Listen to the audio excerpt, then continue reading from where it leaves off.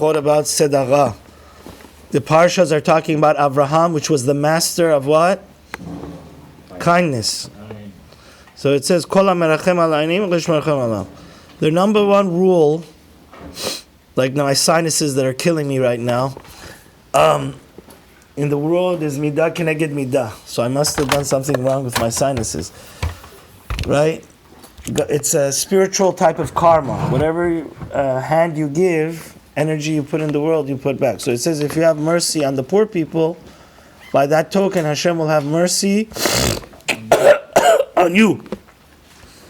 And the Ramah says, Ve'iten Adam el libo, and he says, one has to realize we ask God so much for mercy and peace of mind and all these different things, and we want God to listen to our prayers. So we should also listen to the scream and the begging of the poor person,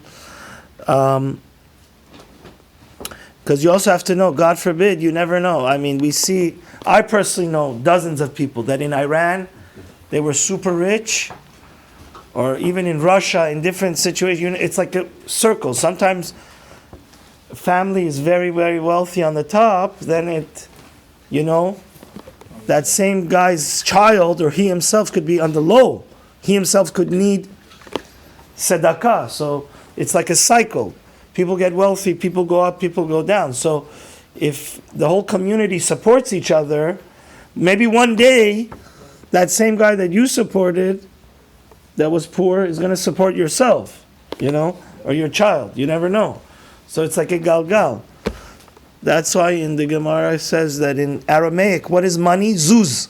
Because zuz means it goes away. You could have it one day. Yeah, we saw in our community, there were people, we lost billions of dollars in the last meltdown. So, and the next halacha is the next benefit of giving charity is that it throws away all the bad decrees. Sedaka tatzil mimavet. And he says, even if you give tzedakah during a famine, it is going to save you from dying yourself. You might think, hey, I should store all my money. So, there's like the woman Sarfatit. Vehi mitasheret. And then the Ramah also brings that there's another benefit of giving tzedakah, which is what? You get wealthy. And it's forbidden to test God. To say, God, if I start putting tefillin or I start keeping Shabbat, do this for me. That'll show that you're a real God. But the only mitzvah you're allowed to test God is a money-back guarantee is what? Sedaka. He says, God, show me that you're the true God. If I give tzedakah, I want to become wealthy. If not, I won't give it anymore.